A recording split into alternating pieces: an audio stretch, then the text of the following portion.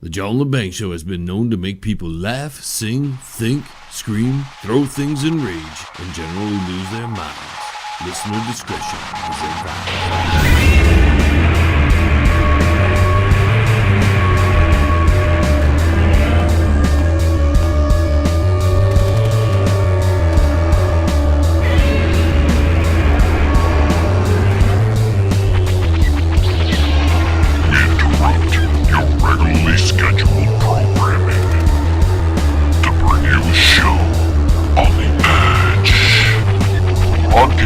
Worldwide and out to the greater universe, you're listening to The John LeBanc Show.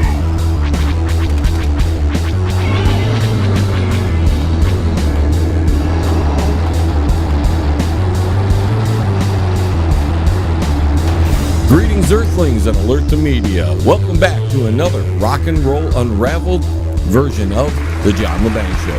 I'm your host, John LeBanc, and joining me from across the pond is our good friend, author, drummer, and rock and roll historian, Mr. Derek Shelmerdine. Hi, John. It's great to be talking to you again, mate. I love having you on, my brother, and you've got some incredible stuff about psychedelia this month. Oh, that's right. I thought it'd be Should we light up a joint or something before we get started? Since we're talking about psychedelia, and maybe drop some acid? Well, never a bad thing. It's not something I really experimented with too much because there are too many demons. Yeah, we don't want the show to go off the rails either. No. I think we'll probably it won't stray too far from the music. Although, you know, if you look at why it's called psychedelic and how it all came about, it's really quite interesting. Because the term itself, psychedelic, was coined back in 1956. By a British psychologist called Humphrey Osmond. Now, he was a chum of Aldous Huxley, and in a letter to Aldous Huxley in 1956, he famously used the word psychedelic as a synonym for hallucinogenic drugs, and it sort of stuck and became a whole rock and roll medium. Aldous Huxley, of course, is the guy we've got to thank for the name of the band, The Doors, because of his book, The Doors of Perception. But Aldous Huxley actually nicked that from William Blake, a British poet and artist in the 19th century. He wrote a thing called the Marriage of Heaven and Hell. And the actual quote in that started all the Doors thing, the quote is, "If the doors of perception were cleansed, everything would appear to man as it truly is, infinite." Now, if that isn't a good start to a psychedelic conversation, I don't know what is. Yeah, I'm telling you, I'm about ready to light that joint up. Here, hold on. Let's. Okay, go ahead, Derek. We're buzzing now. Let's go. Absolutely perfect. The whole psychedelic rock thing was only a very short period. I mean, it sort of started to come together in 65, and really by 68, it was pretty much all over. The hits were gone by the end of the 60s, and by the early 70s, you know, the bands that were psych bands, they were all pretty much history as well. But the other thing that's interesting about it was the sort of dawning of the first age of teenage counterculture. But that was all going on at the time anyways with the psychedelic music, and at least here in the States there were a lot of anti-government type things with the war and stuff, so it all sort of came together. It was a sort of perfect storm in a way. But what was becoming different about this, I mean, rock and roll really morphed into beat music, sort of garage type music, and then that morphed into rock. And psychedelic rock was really one of the first sort of side turnings that rock took. I mean, the concerts themselves had light shows, and they played movies in the background, particularly sort of silent movies with people like Charlie Chaplin, Laurel and Hardy. And the music itself looked to replicate the effects of the hallucinogenic experience. And there's an author I came across called Michael Hicks, who reckons there are three elements to psychedelic music. You've got dechronicization, which is to move outside the conventional perceptions of time, as in sort of chronomics. Depersonalization, where you lose the self sort of gain awareness of an undifferentiated unity. What a great concept that is. And dynamization. And apparently Timothy Leary was quoted as saying, it makes everything seem to bend, familiar forms dissolve into moving, dancing structures. And I think that gives a good feel for what the whole psychedelic experience is about. But British and American psychedelia were really quite different. American psychedelic music was much more blues-based, but UK was more about whimsical lyrics and changes in time signature, special effects, a lot of use of keyboards and distorted guitars. I think one of the big differences is the less focused the American psych is on whimsy. I mean, if you look at people like the Pink Floyd, Syd Barrett, the first album, Piper at the Gates of Dawn, you look at the tracks on that and then, compare it with later Pink Floyd, you see a very, very different concept. Yeah, but they still had that underlying mood. There was always some sort of psychedelic stuff underlying in their albums. Maybe not on particular songs, but they did a lot of crazy stuff on their albums, and I think that's where their roots began, was in that first album when they were doing psychedelia. Oh, absolutely. That's absolutely right. I mean, the use of swirling keyboards, distorted guitars, and time signature changes was something Floyd used. I mean, Zappa uses that a lot. But Floyd and another band, Soft Machine, when you pass the sort of classic psychedelic era, I mean, those bands are still going now, basically. And the use of distorted guitars, that was really the first of its kind at the time, right? Pretty much. I mean, you did have, famously, the guitarist, can't remember his name now, on the first ever rock and roll single, Rocket 88, Jackie Brenston. He famously used a slightly distorted guitar, but the real heavy duty distortion came around this sort of period. Well, I mean, Hendrix was very much part of that, and his music's very much Purple Haze, particularly as an early single. Very much thought of as psychedelic. The song "Are You Experienced" with all the backward stuff going on there. I mean, so yeah, I could see how he was one of the almost the forefathers of that in some ways.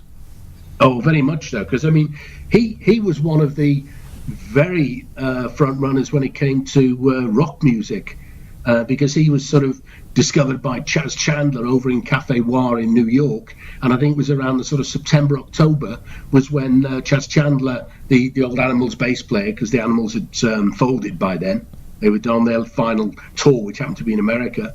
Chas Chandler saw him, wanted to get into management, and brought him over to the UK. So I mean, he was really changing the face of guitar playing in mid-66. If you look at LSD itself, I mean, that goes back to 1938. A guy called Albert Hoffman was the first guy to synthesize LSD-25, lysergic acid diethylamide. That's a tough word, isn't it? There are a few words along the way that you really wouldn't want to be trying to pronounce after 2 or 3 pints or a couple of sugar lumps. It's hard enough to pronounce when you're completely sober. Oh, absolutely. Absolutely. I have to pause with 1 or 2 of them.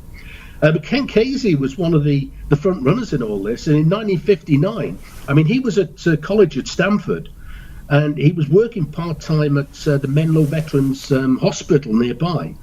And the CIA were funding an LSD experiment program at the hospital at that particular time to study the effects of psychoactive drugs. And a lot of that's in the background to his book, One Flew Over the Cuckoo's Nest. Which was a great book and movie. Oh, absolutely. I preferred the movie to the book, because in the book, the American Indian guy, the big fella, he was the narrator for the book, which didn't work quite like that in the film. Yeah, but in the film you also had Jack, and Jack makes any film better. Oh, absolutely. Absolutely. The famous Nurse Ratched. The first reference on record probably comes in 1960 with an LA band called the Gamblers. Now, that Gamblers, the reason I said LA was not to be confused with the Belfast Gamblers that became Them with Van Morrison, and the Newcastle in Northern England's Gamblers, who became Billy Fury's last backing group. Billy Fury was a very popular British rock and roll artist in the 50s and early 60s, well, up to the middle 60s. And they released in May 60 a single with Moondog on the A side and LSD 25 on the B side. I mean, they were both instrumentals. The band was driven very much by a guy called Derry Weaver. But if you look at the lineup for the band, I mean, it's got Elliot Ingber on guitar. He was one of the very original Mothers of Invention. He was part of Zappa's Mothers when they turned into Mothers of Invention, left after the first album. Bruce Johnson on piano. Beach Boys. Became the Beach Boys, absolutely. Larry Taylor, the bass player, canned rock. I mean, who would have thought, listening in 1960 to the A-side Moondog, that those three guys would end up in very, very significant bands. I mean, it was actually classed as surf rock, though I don't think the term was in use at that particular time. And that single, their B-side was an instrumental as well. That's right. Which laid into psychedelic music, because psychedelic music, a lot of that was instrumental. That's right. Because it's really about feeling it. It's not really about, not so much about the lyrics in some ways. But a couple of these guys are on tour now. Larry Taylor is on tour with Canned Heat. And what a name, Canned Heat.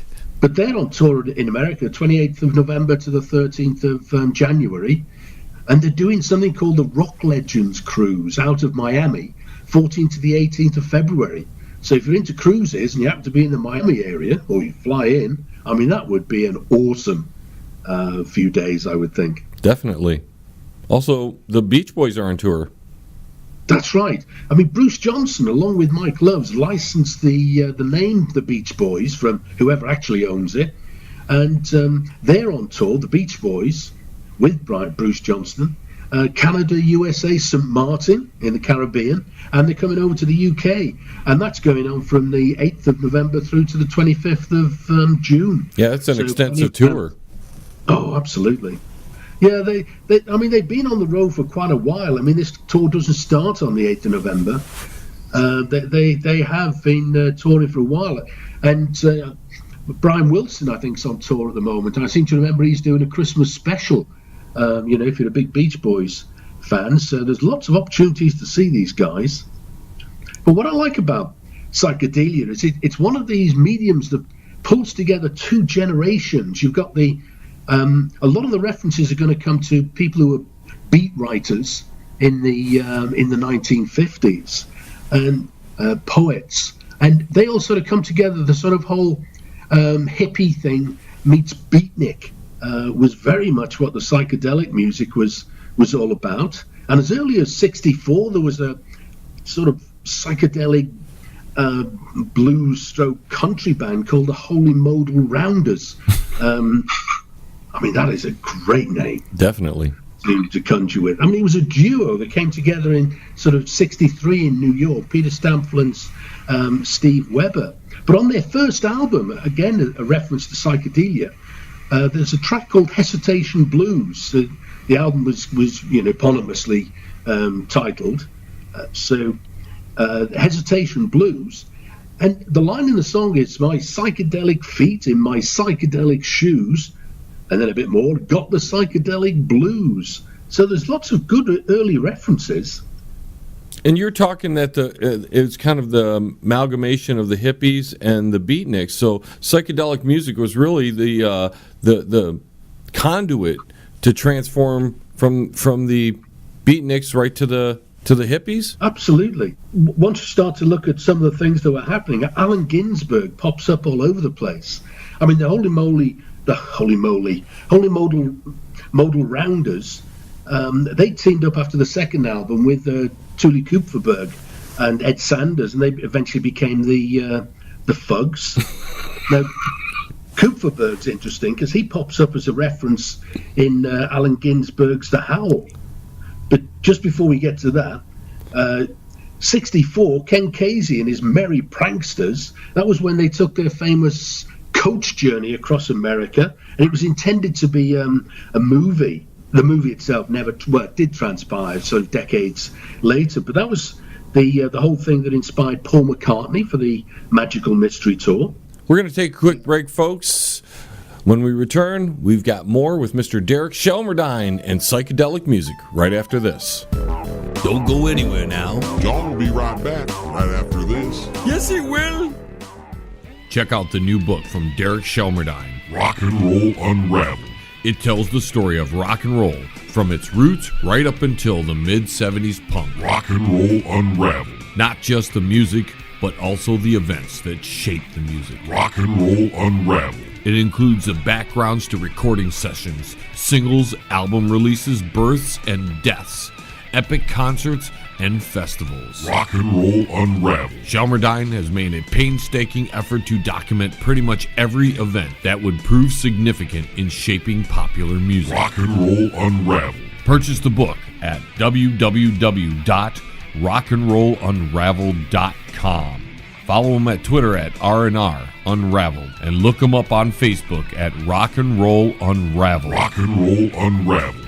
By author Derek Shelmerdine. Available now. I think of myself more as a song and dance man, you know. The only reason that we are still together is that the subtlety of delicate change in the music. Some of it's old, some of it's new, something borrowed, something brown. It's the sea of a band that wears makeup, and you've got snakes, and you've got guillotines, and you've got really hard rock, Detroit rock and roll. All those groups and people that started off when we were starting off, they're all still going. It's funny how many times rock and roll has been dead. Yeah, how many times people have said it's been dead, it just keeps coming back like a bloody phoenix. Rock and roll! I mean, Allen Ginsberg's popped up a few times. I mean, he famously did the first reading of Howl, his poem, in October 1955, and that was actually sued. The publishers were sued for obscenity in '57, but when the judge came to sort of to sentence him, as it were, the publisher, he very much took the side of the author and the publisher, and it was a guy called Judge Clayton Horn, and he quoted the motto of the English Order of the Garter, which is "Evil to him who evil thinks." And I thought that was great. You know, this is a good book. It's you that's got the bad mind.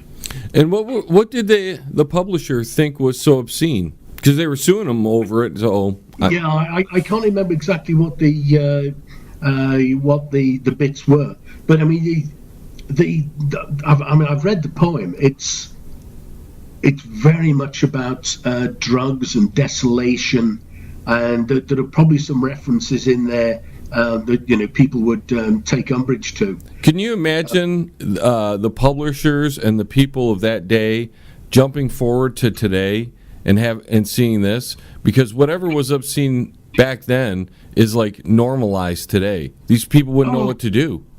Absolutely. And I think it's one of those things that really shows the difference between then and now. Lady Gaga would freak them out. Oh, absolutely. Absolutely. Quite rightly too. But one of these big, in the UK, coming together of beatniks and hippies was at the Albert Hall in a thing called the International Poetry Incarnation in '65. And that was one of the first real British happenings. But if you like, the sort of psychedelic music we all know and love, that's really starting to come together in the middle of 1965. The Charlatans, who were very much, they were a San Francisco band, but they got the first residency at the Red Dog Saloon in Virginia City, Nevada, and they became the first house band. A guy called Dan Hicks, who's not quite still around, but up until very recently, and his band, the Hot Licks, he was very much part of the early Charlatans. And the Red Dog Saloon itself was reckoned to be the first psychedelic dance hall. If it wasn't actually the first, it certainly was one of the earliest. And Big Brother and the Holding Company became the house band when the Charlatans moved on in '66. And the thing about Red Dog, you can't really say it's on tour, but you can actually go there if you happen to be in Virginia City. They have an open mic there on a Wednesday. It starts at 7:30 according to their website, and they have live bands at the weekend, so you can actually become part of the psychedelic experience. And that's what they do. They still continue the psychedelic experience there. Yeah, I mean, they promote themselves very much. They promote their history very much. But nowadays, I mean, there'd be a whole host of different kinds of music playing there. But it's great to see that, the Red Dog Saloon, something that was around in the mid-'60s and a major player as a venue in the story, is still going strong. I think that's great. So many venues from that era sadly no longer with us. Now we got some early UK singles coming up, right? Yeah, some great early British singles popping up. I mean, the Kinks, again, Summer 65, See My Friends, very much uses a sort of Indian raga sound, and that's part of the beginning of all this. Dave Davis is on tour. He's in America, 9th to the 21st of April. And the Cast-Off Kinks, which you couldn't really call them a tribute band because most of the people in it have been in the Kinks at one point or another. They're touring the UK from the 8th of November to the 7th of December. No, that's great. And the Yardbirds.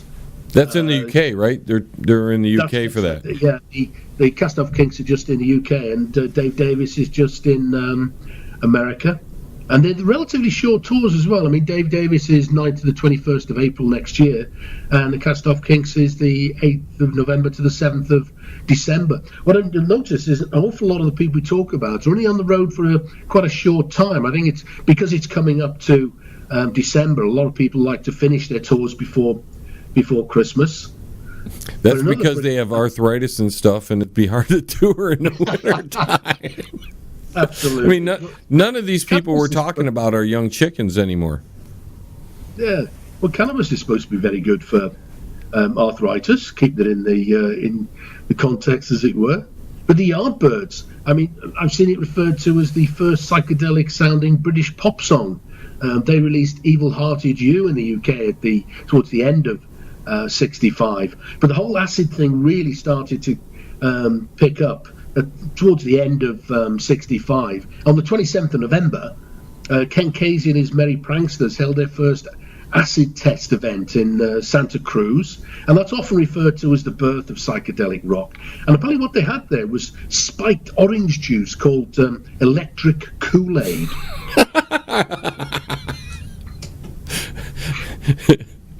I'll keep the joke to myself. That's got to be a refreshing kind of drink. And the Warlocks were playing in that particular one. They were regular performers. Ken Casey ran a lot of these acid events across the next couple of years, and they were still the Warlocks when they played this first one. It was just before they changed their name to the Grateful Dead. Now, just so people understand, this is when acid was not illegal, so they could do this. That's right. Absolutely. Acid is LSD is still completely legal at this particular point. That's what's so strange about the story, and it's interesting when we come to the end. You can see how the illegality coincides with the end of the music era as well. But it really started. I mean, Quicksilver Messenger Service were one of the early bands. I mean, they formed in sort of late '65, and Davey Freeberg was one of the guys that put them together, the bass player. And if you go to his website, he's got something called Davey Freeberg's Quicksilver Messenger Service website. On it, he's got Happy 2018 appearances to be announced. But there's nothing announced yet, and nothing seems to have happened in 2018. So we might not get any gigs from him. Though they have been on the road, because I'm pretty sure in 2017 they were on the road. Well, if you're in acid, time travel happens, so maybe he's got his time wrong and he hasn't jumped back to 2018 yet. Absolutely. I mean, it would fit in nicely with time travel. I mean, who knows? There might well be time travelers amongst us. 88 miles per hour! With Velvet Underground, most of this is happening on the West Coast, over on the East Coast, not really considered as a psychedelic band. But if you look at they did their first gig with Nico at the beginning of '66. Now, they were part of Andy Warhol's multimedia experience. He called that the exploding plastic inevitable. Their music isn't usually considered in the sort of psychedelic frame, but if you look at the concept and the whole experience of the shows at that time, it is 100% psychedelic, because they came together in 65. The Electric Prunes sort of changed their name in early 66. They started out as the Sanctions in about a year earlier, early 65. And before becoming the Electric Prunes, they called themselves Jim and the Lords. Now, if you remember, 1965 is when the British invasion's absolutely at its peak, and American bands were giving themselves British-sounding names. The Byrds called themselves the Beefeaters before finding success as the Byrds. And they had a go at being Jim and the Lords. It didn't help them. Their first single was in May of 66, Ain't It Hard, but didn't find any success. What were they talking about when they said Ain't It Hard? Well, so many good thoughts could come out of that. But another band around the same sort of time, mid-66, was a band called Three Sixpence, and that's another British invasion reference, because one of the reasons that they call themselves that is, I mean, 3 and sixpence, before we decimalised, and the currency was based on, 100 pennies to £1, in the same way, 100 cents to $1. The British currency had 12 pennies to a shilling and 20 shillings to a pound. So in terms of converting money, you need to have a pretty good grasp of maths, with one base at 12 and one base at 20.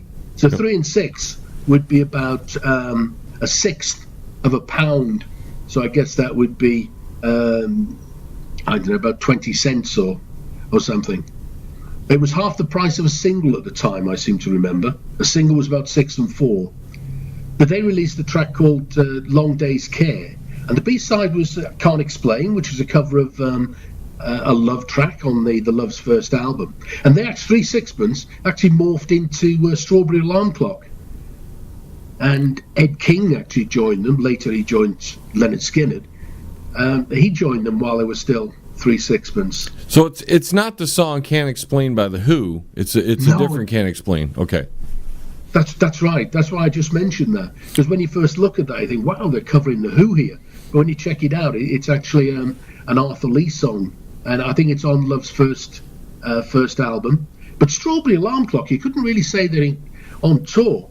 But they have one gig in the calendar for the 17th of November in Los Angeles at the Whiskey A Go-Go. The famous Whiskey A Go-Go. Oh, absolutely. So if you happen to be listening in Los Angeles or in Los Angeles on the 17th, that would be an excellent way to spend the evening, I think. So everybody listening to us on Radio Love out there in Los Angeles, there you go. Something to do on November 17th. Oh, something to look forward to, I would think. I got to pub my radio stations. I can't help it, Derek. No, it's always good to let people know when they can see things, I think.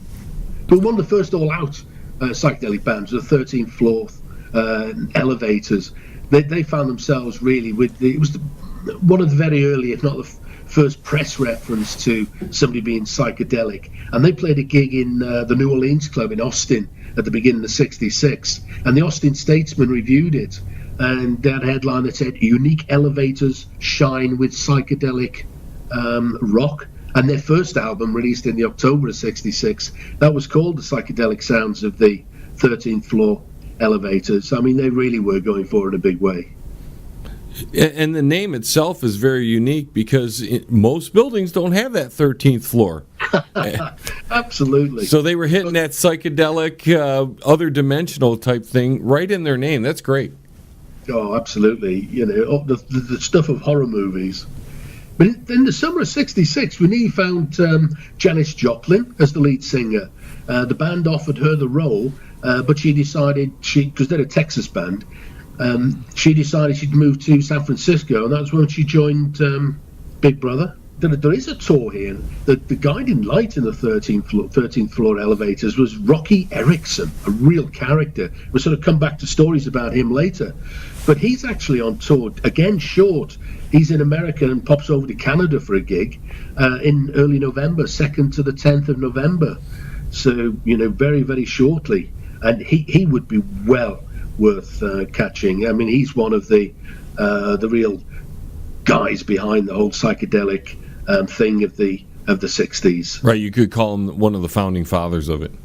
Oh, I think that wouldn't be an overstatement whatsoever. I think that would be a very good description for him. And British psychedelia also starting on the horizon now in the sort of spring of 1966. The Marquee Club, which is a very famous club in London, they'd started a thing called the Spontaneous Underground. And Pink Floyd, it was a regular Sunday night thing, and Pink Floyd played there for the first time on the 13th of March. Now, Pink Floyd's interesting on the touring thing, because I mentioned the fact that Roger Waters is out and about with his Us and Them tour, and he's at Uruguay, Chile, Peru, Colombia, Costa Rica and Mexico from the 3rd of November to the 9th of December.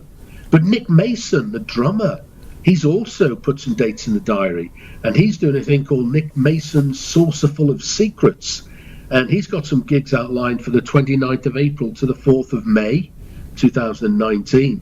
But he's already played some gigs that were sold out immediately at very small venues in the UK. I think he was at Dingwall's, a club in London, and the Half Moon Pub, which again, that both venues go back a long way. So you're going to be seeing Nick Mason in some very intimate concert halls. And it's not an understatement to say Pink Floyd is the band that came out of the psychedelic era and really succeeded compared to all the other bands. They were the big band that came out of that era. Absolutely.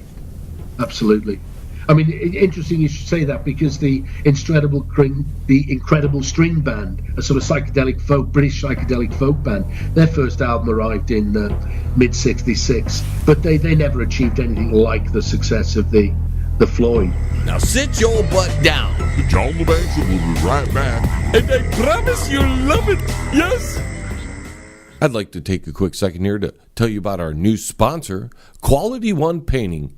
For interior and exterior painting needs, call Tom at Quality One, 313-982-2986. Tom will give you free estimates, senior discounts, and I can tell you from meeting the gentleman, he's one of the nicest guys on the face of the planet. So for a quality paint job with a professional attitude, call Tom at Quality One Painting. That's 313-982-2986.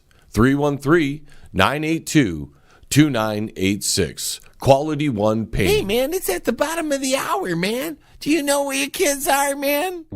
If you want to contact the John LeBang Show, feel free to send an email to jlebang@live.com. And if you're on Twitter, look him up at John LeBang. And don't forget to go to his Facebook page at The John LeBang Show. Now here's John. But by the middle of 66, you got mainstream bands starting to experiment with psychedelia. The Byrds' third album, Fifth Dimension, that's got the track called 8 Miles High on it, and that's sometimes referred to as the first psychedelic record. Interesting. And if you're a Byrds fan, it's a great time to be checking out the listings, because Roger McGuinn, Richard Hillman and David Crosby are all on tour. Roger McGuinn's, and they're all touring just America. Both Roger McGuinn's and Richard Hillman's tour starts on the 9th of November. Roger McGuinn's goes on to the 16th of March, and Richard Hillman's finishes before Christmas on the 19th of December. And David Crosby, he starts a little earlier on the 2nd of November and finishes on the 8th of December. So plenty of opportunities to see them. Now the Beatles got in on this whole psychedelics thing as well. That's right. I mean, this is around the same time. We're still in the summer of '66, and that's when they released Revolver, and that includes Tomorrow Never Knows, which always crops up in any listing of the best psychedelic. Great song. Oh, absolutely.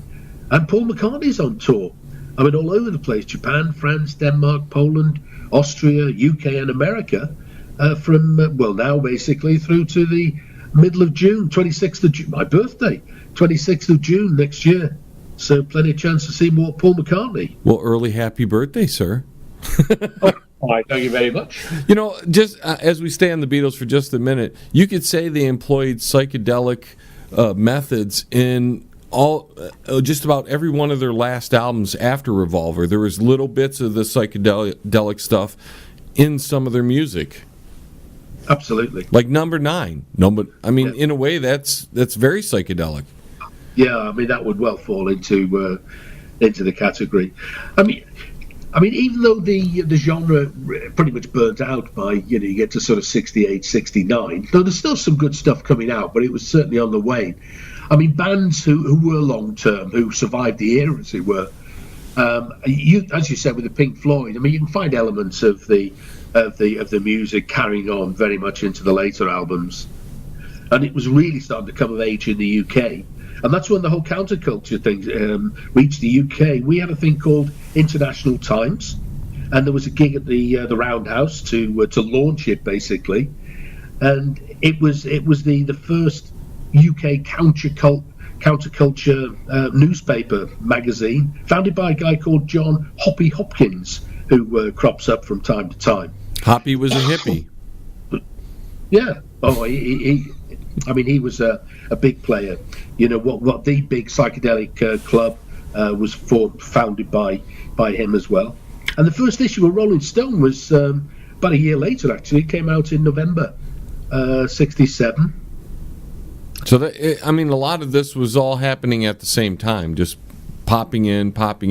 That's why we got Rolling Stone magazine, or at least partially why, because they're starting at the time. Because music was huge, and they covered music as well as other things, but they covered it as well. Absolutely, yeah. And it was a real change from the straight music papers when you got these, because they got very much into the politics and the background and the hippie culture and all kinds of things. We had Oz magazine in the UK as well, came from Australia, and that was a great magazine. And it's really kicking off now. The Pink Floyd did their first really underground experience performance. So now you've got Psychedelic Effects and Mixed Media, and that was in the October. And again, quick mention of Nick and Roger, busy on tour. And I'd just say, giving just out dates here, if you go to the website, www.rockandroll.com, rockandrollandraveled.com, the actual links to the mostly the official websites of the band, so their tour pages, and that gives all the details of exactly where they are on what dates. Right. If you can't keep up with all the information here, you can go to Derek's website, and it's there, including the tour information. That's right. What I like to do is do what is essentially a blog of the show, because it is just details and information that's coming out from beginning to end, really.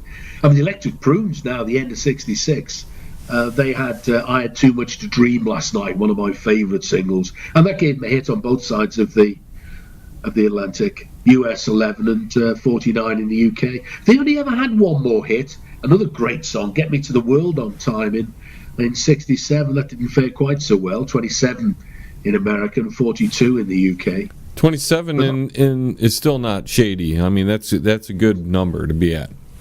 Oh, that's moving a lot of singles. But I did like the Electric Prunes. They were a fabulous band.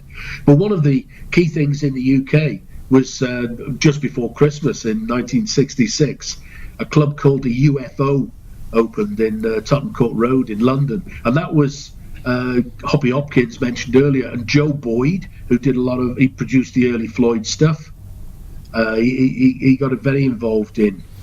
He didn't actually produce the early Floyd. He was involved with the Floyd, and he produced a lot of other stuff as well. And that's like the first psychedelic club. That's very much considered to be the first psychedelic and dedicated psychedelic club in London. We're now into the Summer of Love. The 14th of January '67, you had this big event in San Francisco, sort of Golden Gate Park, and it was billed. I love this. It was billed as the powwow, a gathering of the tribe's human being. And this was really when Haight-Ashbury was becoming the centre of the hippie universe. And the event was inspired by, this is when it starts turning down, as it were, for acid, LSD. Because California, I think, was the first state to actually ban the substance in the October of '66, and this event was to mourn that, basically. I mean, you couldn't really oppose it. It was legislation, come and gone. But what it did, it brought together the Beat generation and the hippie culture. And that's what I meant earlier.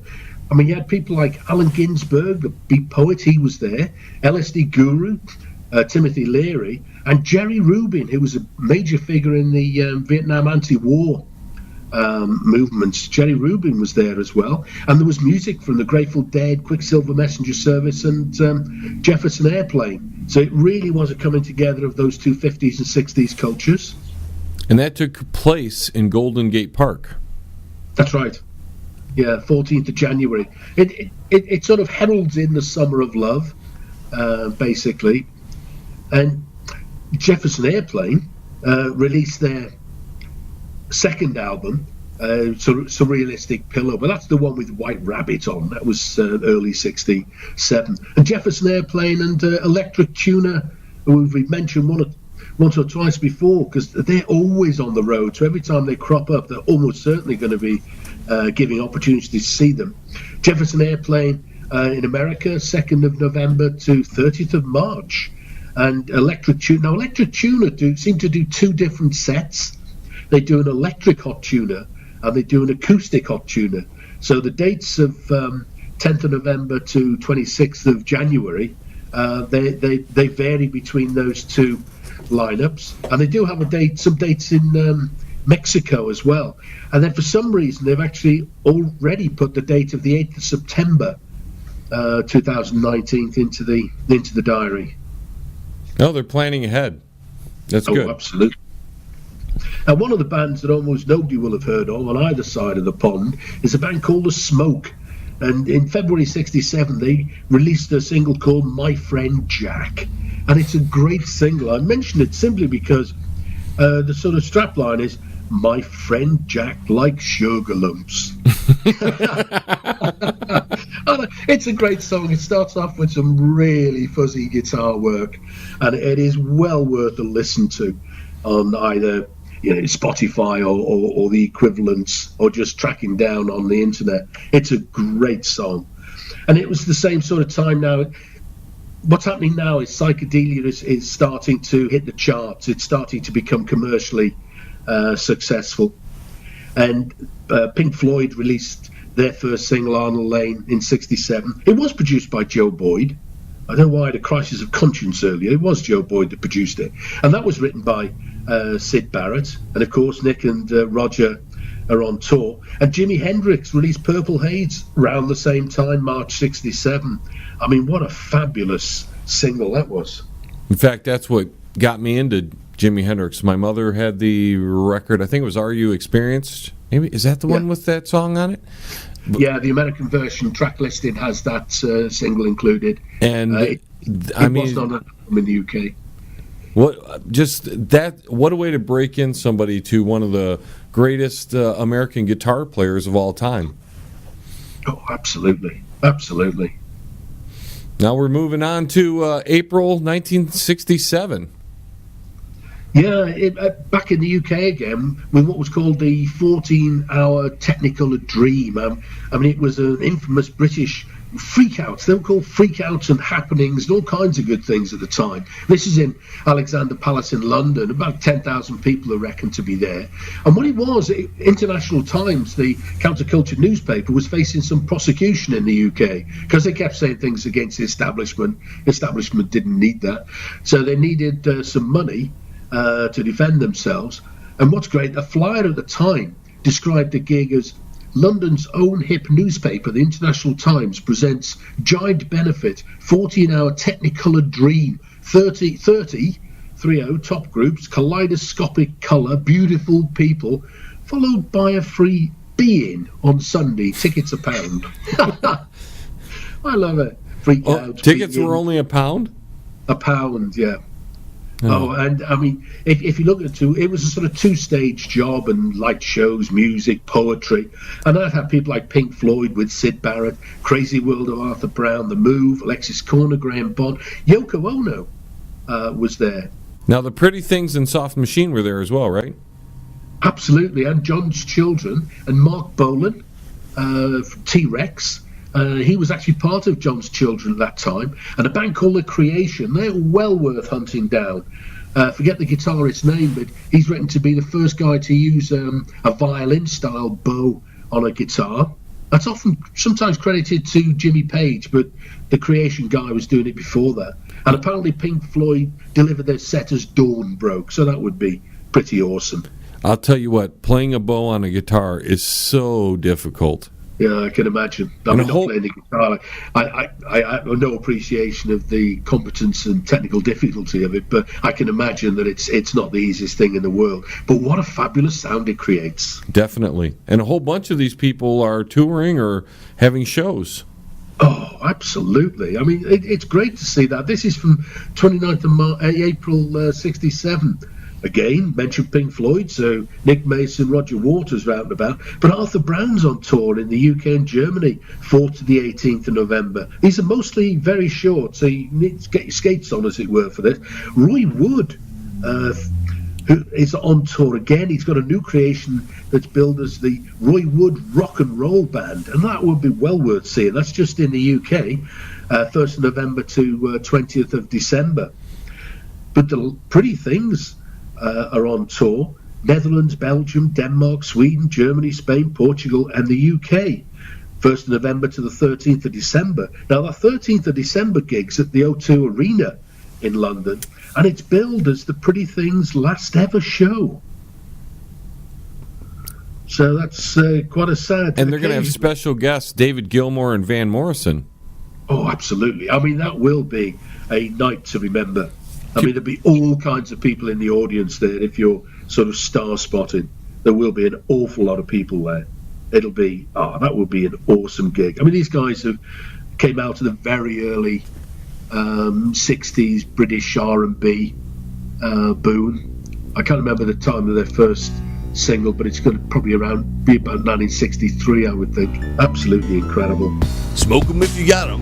Because the John LeBang Show will be right back after this. That's guaranteed. Yes. Pane in the Glass, commercial and residential window cleaning for a beautiful sparkling shine that's crystal clear. Call Pane in the Glass Window Cleaning. You can find them on Facebook at Pane in the Glass. Hey man, you're listening to the John LeBang Show, man. That's good, because that means you ain't stupid. By mid-67, Traffic had released Paper Sun, a classic piece of British music there. And Steve Winwood's on tour. Catch him in Ireland and the UK, 20th to the 28th of February. So, just a week of gigs there, but he'd be great to see. Now, not many people would associate, Steve Winwood with psychedelic music, but he goes way back to May 67 with Traffic. Oh, absolutely. And, I mean, if you listen to their early albums, I think it's the first album, absolutely awesome music. But one of the British psychedelic bands that was very popular, didn't sell a lot of records, but they were a fabulous band. They were a band called Tomorrow, and they released a track called My White Bicycle. A lot of people might recognize it from Nazareth. I think Nazareth covered it.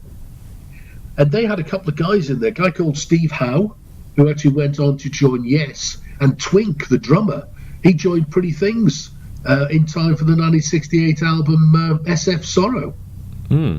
With the Strawberry Alarm Clock is really sort of starting to happen for them now, really. In the April of 67, as 3 Sixpence, they released Birdman of Alcatraz, which I think is a great name, with the B-side Incense and Peppermints, and that was their 5th single on the All-American label. But about a month later, they changed their name to the Strawberry Alarm Clock, and they released the same song, but because people had picked up on the B-sides, Incense and Peppermints, they flipped it, and the Birdman of Alcatraz became the B-side, and it gave them a #1 American hit single. And all that did was take a name change to do that and flipping it over. That's pretty good. Absolutely. Oh, and they moved as well to United Artists. No, not United Artists, Uni, which is a much bigger label, so they're probably getting more promotion. But they were never very successful. They had no UK hits at all, and they just had one more American hit with Tomorrow. in 68. It got to 23. So now we got the Beatles. Well, now, yeah, we come to the Beatles' most famous album, released on the 1st of June 67 in the UK and 2nd of June 67 in America. It was their 9th UK album, their 12th Capitol American album. And of course, Sgt. Pepper's Lonely Hearts Club Band, and that's got a bunch of psychedelic, well-deserved songs on it. And there was a big call in the UK to legalise marijuana and legalise pot ad in the Times newspaper, which is a major national newspaper in the UK. It was one of the highbrow newspapers, particularly in the 1960s. And that was actually funded by the Beatles, and that was in response to the jailing of John Hopkins. And this is the time, of course, now summer of '67, when the Pink Floyd released their Piper at the Gates of Dawn album. Absolutely superb. Syd Barrett actually wrote most of it. Interestingly, the album's title is taken from the chapter 7. The title of chapter 7 of Wind in the Willows by Graham Greene, and by Kenneth Graham, and that's apparently one of Syd Barrett's favourite books. And I like the inspirations for some of the other tracks. Chapter 24, for instance, was apparently inspired by the 5,000-year-old Chinese tome I Ching, the Book of Changes. I mean, Barrett was credited with the design of the rear cover, and it was produced by Norman Smith. Now, Norman Smith's the guy that engineered all of the Beatles' singles and albums, right from the first British release, Love Me Do, right up to and including Rubber Soul. And he was a really interesting guy, as well as being a producer and an engineer. He called himself Hurricane Smith for a while, and he had a chart success on both sides of the Atlantic in 1972 with Oh Babe, What Would You Say? But Tyrannosaurus Rex, this is Mark Bolan and a guy called Steve Berggren Took. He's starting out now. They made their live debut in the summer of '67 at a club called Middle Earth. They were interesting because they were a psychedelic folk duo. They didn't have an awful lot of success. I mean, Mark Bolan's one of these guys that was beavering away right through the 60s before he found real success in the early 70s with glam rock. But by the time we get to the latter part of 67, funnily enough, it's really the beginning of the end for psychedelic music. UFO closed its doors on the 6th of October 67, and there was the death of Hippie March in San Francisco. On the same day. On the same day. I think that's awesome. I mean, that is do-do-do-do-do-do-do-do country. I mean, the residents of Haight-Ashbury, which was, the hippie centre of the universe, they organised the march. And what it was, the march was a mock funeral for they had carried a coffin. And what they were doing, they were mourning the loss of the high ideals that the hippies had. And they consider that what had happened, as we can see by the chart success that started to happen with psychedelic music and more bands coming into it or exploiting the opportunities that psychedelia presented.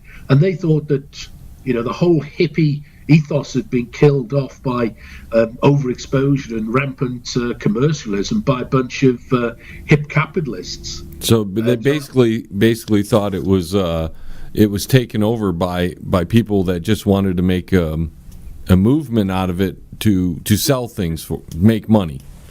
Absolutely.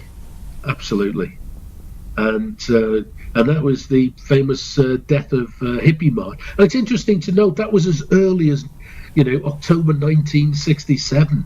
I mean, Zappa had his parody around this sort of time as well, with We're Only In It For The Money, where it's double sleeve, and the inside is a parody of the Sgt. Pepper group photograph. There's still some great music coming, and it carries on for a while yet.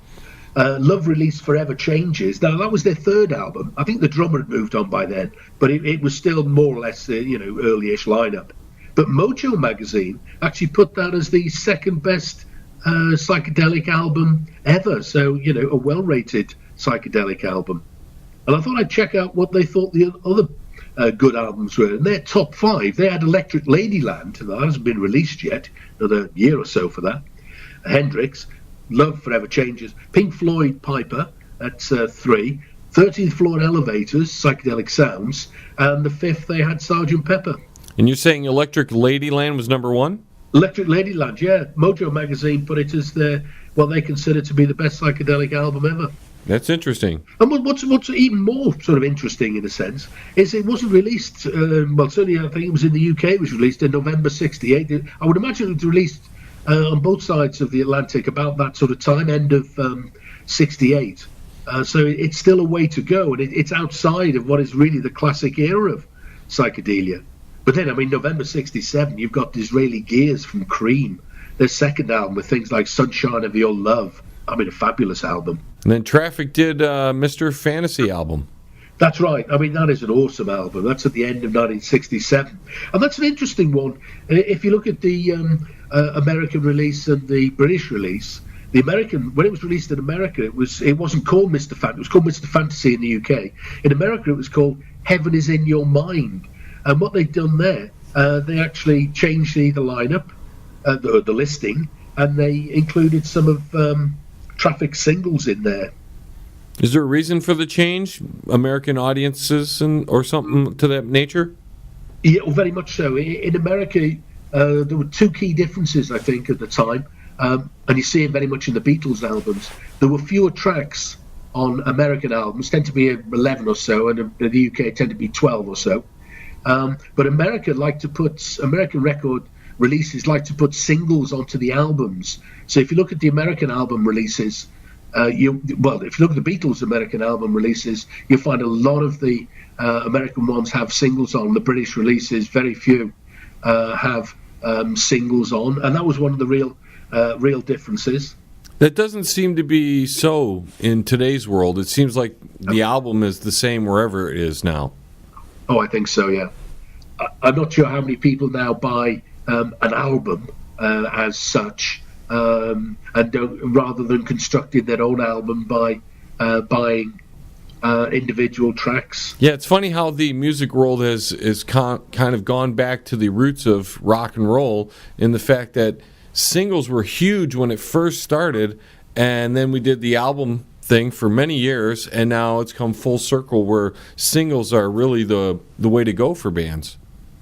Oh, absolutely. It's very much one-offs now rather than whole albums. So, the chances of another Tommy concept album is pretty slim, I think. So now we're moving up to the Rolling Stones, eh? That's right. I mean, at the end of 67, in December, they released their Satanic Majesty's Request. And that really was psychedelic stuff. But it was the first Stones album to get a very mixed reception from the press and from the public. A lot of people really didn't like the album. I mean, it's interesting because in the June of '67, the Beatles released their most famous and successful and highly rated album, but for the Stones, it didn't quite work out. I think the title might have scared some people off a little bit on that. Yeah, it could have been. The cover was brilliant though, because with it being psychedelic, what they did on I'm not sure if they did it on the American release, but on the British release, there was a panel about 5 inches square. So that's about 10 centimeters, 12 centimeters square, and it was in 3D. So if you held the album in front of you and moved it from side to side, the head seemed to move on the Stones, and they were pictured in a seating position. It was a great album. Man, a lot of fascinating information this month, Derek. Why don't you give everybody your social media? Oh, that would be fabulous. Well, the website itself is www.rockandrollunraveled.com. One thing I will just say there is I had a catastrophic website failure. I lost all the data. Oh, no. Well, luckily I've been backing it up myself, so I'm in the process now of putting all that data back on. You blew up the web, dude. You blew up the web because you had so much information on your site. Twitter, at RNR Unraveled, Facebook, at rock and roll and revel. Derek, I thank you so much for joining me again this month. There's so much fascinating information. I mean, you're just a plethora of information that not many people have this kind of background knowledge on the history of rock and roll and all the genres that split off from it. Derek, thank you so much for joining me, and we'll see you again next month, all right? My pleasure. Thanks a lot, Tom. Cheers, mate. Cheers. 4, 3, 2, 1. The John LeBang Show has been known to make people laugh, sing, think, scream, throw things in rage, and generally lose their minds. Listener discretion is advised.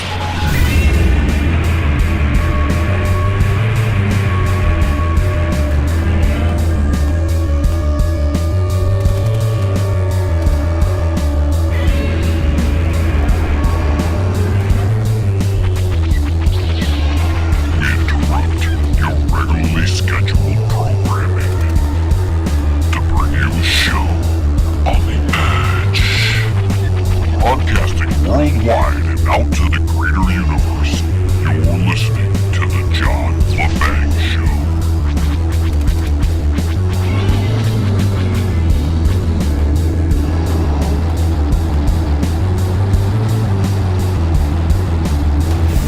Show. Ladies and gentlemen, welcome to The John LeBang Show. A great radio host from Florida. His name is Kevin Holly. How you doing, Kevin? I'm doing great, man. Thanks for having me on. I don't know if you should church me up that much, but yeah, no, I'm doing fantastic. So before we get on, before I ask you the minor details, there's one pertinent question I have to ask you, brother. Are you wearing underwear? I am indeed wearing underwear, but the underwear that I am wearing is the last clean pair that I had before I came up here to do the show with you tonight. So there's some holes in my underwear. You could call it holy, whatever you want to call it. Kevin Holy underwear, I don't know, whatever. But yeah, I'm wearing them. I don't know if it counts, but they're on. The waistband is intact. So now the world knows that both of us wear underwear. Yes, this is true. I remember the last time we spoke. Man, there was underwear talk. I don't know why. Yeah, I heard Shady had called your show randomly one night. That's what it was. Yeah, it was Shady. Asking about you. Yeah, it was my girlfriend wanted to know what your underwear was. That's what it was. Yeah, that was my 250th episode. And then Shady pranked you one night or something. He can be real, he's shady. What can you say? Hey, I don't take offense. I mean, do your thing, Jelly Bean. It's cool. So now that we got that out of the way, why don't you tell everybody a little bit about your show and what goes on there? Because it's 18 and over, so it's not PG-13 like the John LeBang Show. You're more of a rated R show. Oh man, I'm so glad you asked. I mean, I don't know how to put it into words, John. It's like I don't know. It's kind of like comedy meets celebrity. We like to do celebrity interviews. We interview. A big part of our show is supporting local artists, local musicians, local stand-up comedians, and just people like that. But we also work with a PR guy out in Los Angeles, so we do get some from time to time some actors, actresses, authors, people that direct and produce movies. So it's kind of a mix. But when we're not interviewing somebody, which usually the interviews aren't very long. It's usually about 3 hours of just dick and fart jokes for the most part. Excuse me, this is Shady. Just for a minute, I want to ask you a question. Why the hell are you lowering yourself by coming on the John LeBang Show? Oh, wait a minute. This is the John LeBang. I thought this was the Steven Seagal show. I'm just kidding. I'm joking. I thought it was the John Lennon show. Come on, Shady. I'm thinking John LeBang. I mean, dude. You have like 50 affiliates. How many internet radio stations, terrestrial radio stations, podcast affiliates do you have? It's like I can't even count them all. Not 50. I'm close, but not 50. We're only on 40 in 5 countries. So we're doing it for nobody that works out of his house here and just puts together the best thing he can possibly do as a one-man job here. A one-man job. See, I thought you said it was a PG-13 show, John. Calm your tits, man. I'm sorry. Did I say? Am I allowed to say tits? I don't even know. We say boobies here. Okay, sorry. That's okay. You can say titty witties. We don't care. Whatever you want. I'm pretty sure that's what I said. Stop yelling at me, sir. So how long you been doing this? Oh, wow. This is our 4th year. In August, we started our 4th year. So, we've been going strong, and we do a 3-hour program every Wednesday at 8 p.m. Eastern Standard, and every once in a while, we'll do a remote. So there's a few extra shows here and there. There's some that I've deleted from the show reel that were just, older or more terrible, and I got to make room. I don't have enough money to pay for a 24/7 type station, that kind of thing, so... but yeah, going on 4 years, man. So who are your big influences in this thing? Oh, man, that's a really good question. When I started off, I didn't have really any. As a kid growing up in Chicago, you listen to, The Loop and, people like Mancow and even Morning Zoo type radio. But as I've been doing the show and learning more about who's out there and who's who and what's what, and, oh, man, there's so many, but off the top of my head, I like Jim Norton a lot. I like the Chip Chipperson podcast. that to me is hilarious. I like on the more political front, I like Shannon Burke. This guy John LeBang that I like, he's pretty cool. He's a schmeckle. No, man, for real though, there's so many different things that I listen to that it's almost a blur. What I really, really get off on lately, though, is the local stuff, man. I like being a part of the IRN and listening to shows on there, like Spicoli, and he's been around for, 15 years now, something like that.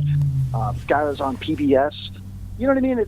It's cool like that. But as far as, the more famous mainstream types, you always hear your Howard Sterns. And, locally for me in Tampa, you got the Mike Calta show. I like Drew Garabo. But, I would probably say comedians, man. Guys like Jimmy Norton make me laugh. And if I'm not laughing, I'm probably not going to be listening for the most part, unless there's some kind of political thing that I want to pay attention to. So for the most part, I like comics, man. I like listening to a little bit of Joe Rogan. It's kind of fun once in a while. I've never subscribed to anything like that. I'm not religious about watching or listening to programs like that. But it's fun. Every time I tune in, it's a good show. And, so I don't know. I mean, influenced mostly by probably myself in the mirror. I don't know, man. So, when you mentioned comedians, what about Richard Pryor or Red Fox? Do you who's your big comedian people that you grew up listening to that kind of pushed you in the direction of doing the kind of comedy you do? That's another really good question. Now, I've never done stand-up, but, this is definitely a comedy-based show. Well, don't you pee standing up? Are you one of those ones that sit down in the toilet and pee? No, that's my co-host, Pat Shit Crazy, Pat Berge. He's the one who sits and pees, man. No, but Robin Williams. Okay, check this out. When I was 19, 20 years old, a good 22 years ago, whatever it was, I used to work for Nielsen, the company that does the ratings. Sure. And, I was a low-level employee, like a telemarketer type, And I remember there was an old-time comedian that sat, in the cubicle next to me. And I didn't know who he was. I still don't remember his full name, but he was, some kind of guy that was, into the business. And we used to pass notes back and forth, like little girls, I know, right? For real, though. We would just draw, characters and little comics and stuff and just make each other laugh. And one day, out of the blue, he asked me, who's your favorite stand-up comedian? And I didn't know, if he was trying to test me to think, is this guy cool or not? And so I thought really hard about it for 10, 15 seconds. And I said, Robin Williams. I don't know why, it just popped in my head.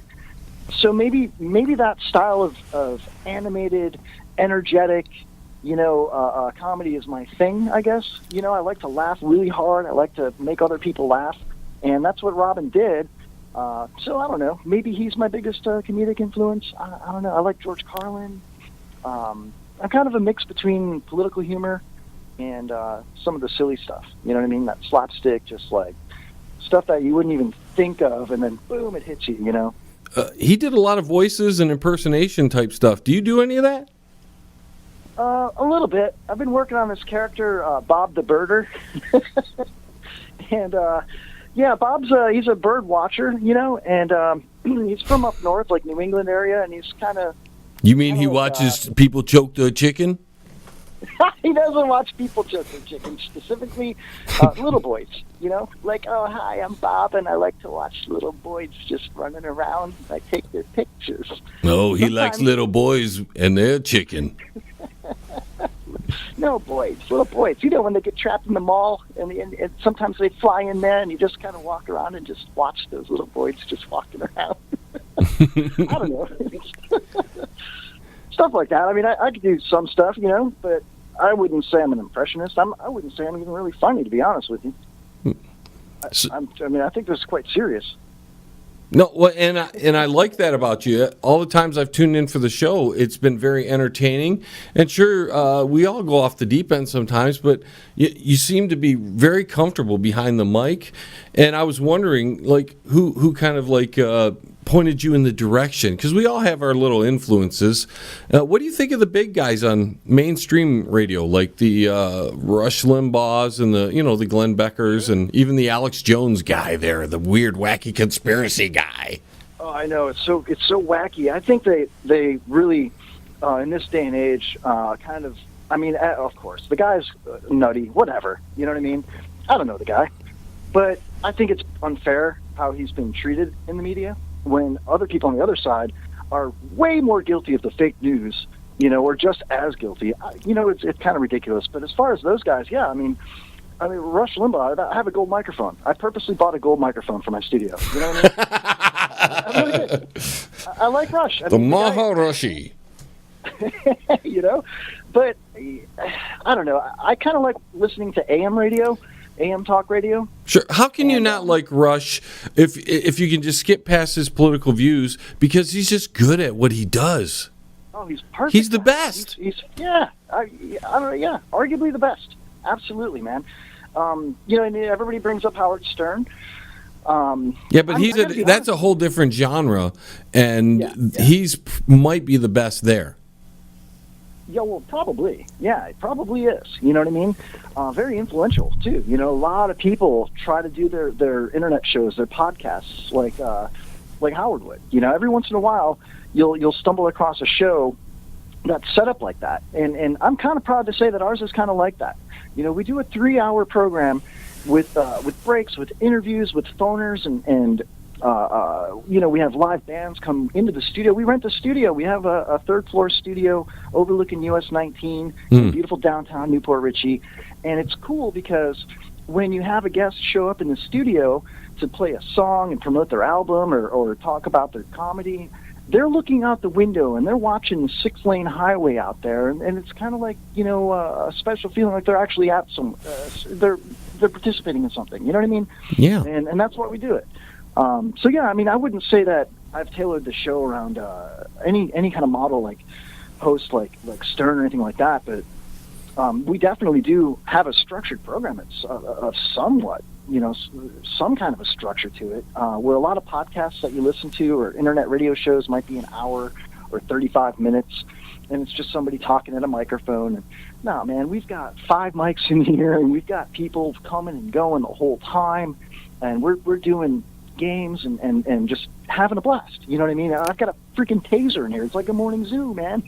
That's what I found adds some good dimension to the show, is if you just don't sit here and have one person talking. And unfortunately, if you don't count Shady and all the other guys there, it is one guy behind the mic. So it's fun to have Shady and the other guys join in, because it adds a little diversity, and then games like Drop It Like a Deuce and other things that I do really add to the show. So I understand where you're coming from. Hey, can I tell you something? What's that? You know, for somebody to go behind a microphone religiously or consistently, however you want to describe it, every day or every other day or every week, whatever you want to do, however you're doing it, for somebody to do it alone, okay, when there's been plenty of times for me personally where, like, my friend Pat can't come in because he's riding a Harley and there's a freaking hurricane out there, you know, and I'm like, dude, don't even make the trip. Just stay home, be safe, you know. And so, okay, I'm going to be alone for 3 hours. When you can sit behind the microphone alone for 3 hours, you know what I mean? or consistently do it every week by yourself, that takes balls of steel to be able to put out content, to be able to put out quality. You know what I mean?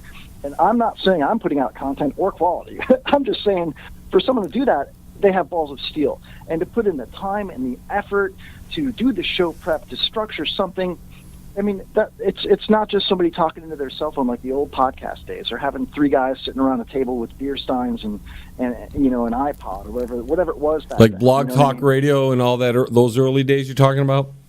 Yeah, sort of, I guess. But, you know, I think it takes a special person to build up the courage to go behind that microphone.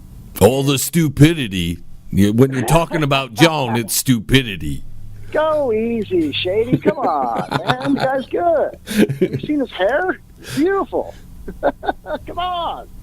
It's long flowing locks.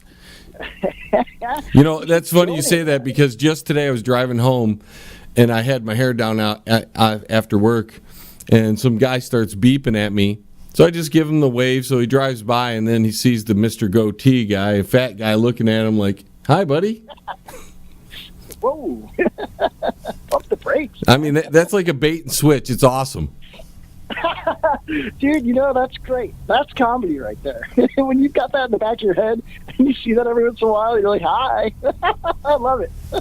Doesn't help him in the girl department, but whatever. If he can get some fat guy on the road to look at him, all the better.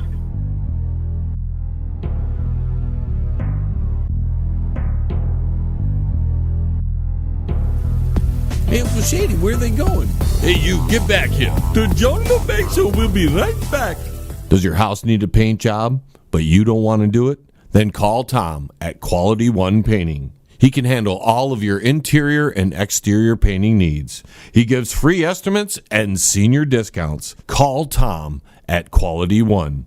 313-982-2986. That's 313-982-2986. Quality One Painting. You're listening to the John LeBang Show. And it's so much fun. Why you keep talking? Oh, am I not supposed to? No. Oh, back to John. We've got a guest calling in. His name is Mike Peter. He is the manager of IRN Radio, and you can go to his website, www.irnbroadcasting.com, to check out all the great stuff going on there. Mike, how you doing? John, what's up, buddy? We're having you on, brother. That's what's on, man. Dude, thanks so much. This is going to be a lot of fun. I'm looking forward to it. So why don't you tell everybody, because I'm part of your network down there on IRN Radio in Florida, by the way. If people don't know that, you know, because they get confused. Right. They don't know which stations are what anymore. So you're down in Florida, Tampa. Tell everybody about your station. Well, it's weird. We actually, most of our air traffic actually comes from local Tampa Bay or Southern Florida type of talk show hosts. We do independent music. We try to promote the local Tampa Bay music scene, just like you guys do in Detroit. You know, everybody's trying to get some type of following in their own local markets for independent music. Really, just God, I think the last time I counted, we have close to 40 original shows. Oh my goodness, and that's jam packed. It, dude. I mean, this is kind of a one dude operation, and it does become a little overwhelming in the same sense when you finally sit back and listen to it on the air. Man, wow, you guys are great. It's all that's one of the logos or the sayings for IRN. IRN, it's all about the talent. It's all about you guys. You guys make the station great. But you're also talented yourself. Now, you got a talk show on there, right? Yeah, and I make a joke about that. I just say, you know, it's called Wasting Time with Mikey. It's on midnights. It's right after Spicoli TV, and Friday nights at midnight. And I make the joke of, you know, it's the only time slot that management would give me. So, you know. Too bad your Exactly. management on top of it, right? Yeah, well, I get on there and bitch about management a little bit because you got to do that in radio. Just enough not to get you fired, but you still got to bitch about management. Anyways, so and I play pretty much the IRN local music library, and we bring in I do have a music director. His name is Stan Deo, who is also the co-host of the Open Mic Live show, in which I believe that you guys are actually working together on Bubba Army Radio. Army Radio, yes. Yep. And so they're on there as well. But Stan is my music director. He brings in some amazing acts. That's all he does all week. He goes around to the Tampa Bay area, listening to bands, listening to everybody, and is really becoming a part of the local music scene. He's somebody that we need so bad. And what's some of the hottest bands out there right now? Let's see. We're here in the Tampa Bay area, Sunshine and Bullets, Aegea. When you listen to the regular, mainstream radio, it's just everything's so cookie cutter and so just okay. It's been done, hashed over 1,000 times before, and then you go to these local bands and you listen to this kind of music. Wow, this is stuff that nobody's been doing. It's new. And how is it not filtering up to the top? Maybe the media's changed. Maybe, I don't know, the record companies are just, say, well, let the internet deal with the internet. I think the mainstream entertainment world, especially the music industry, has thrown aside most rock in favor of rap and pop artists. Yeah, I mean, for me, those are two genres of music that I'm really not interested in. I've never been a rap person. I know a lot of people, close friends, they love rap. My kids love rap. So I get it, but it's just not for me. So, and when it comes down to, I'm not going to listen to terrestrial radio anymore because, okay, well, you go to the rock station. Okay, there's only so many goddamn times I can listen to friggin' Led Zeppelin, dude. I just really, all of that stuff, all of that crap. They just it's just regurgitation. So I have the ability in my car to listen to IRN. So you know what I do? I listen to IRN. I listen to the local bands. I listen to, I think we got a couple of your songs in rotation as well. I want to hear new stuff. I want to hear new ideas, And that's something important, Mike, because you're actually monitoring your station. And I know there's a lot of other great affiliates that I'm a part of, but there's some of them out there that don't even monitor their station, so they don't even know what's going on, if the songs are playing or anything. That's one thing I really appreciate about you, Mike, is you put a lot of time, and not only into the station, but you take time to come on the show with me. You go on to other shows. You promote all the people and that are on your station, as well as, like you're saying, bands that are up and coming. Now, what do you think about those guys on the internet that are playing the mainstream music? You know what? It's like, and this is something that you've probably run into being an independent artist, being with bands and all that stuff, and a musician yourself. It's like going out there and saying, well, here, man, our band, you go into a bar owner and saying, hey, look, we're new band, all that stuff. We're all original music and everything like that. And all the bar owner says, you know what? People who do covers draw a bigger crowd. Oh, dude, kind of the same thing. The it's tribute, kind of the same thing. Don't get me on dude. Why? I just don't know a freaking tribute band. Okay, let me tell you, I love doing. I like doing some covers and all. It's all fun and everything like that. But you base your entire musical being around somebody else's stuff. Yeah, you're an actor, so to speak. Yes, exactly. I don't get it. I have a dear friend of mine. I hope he's not going to listen to this, but it's just, he and one of my favorite bands is Rush.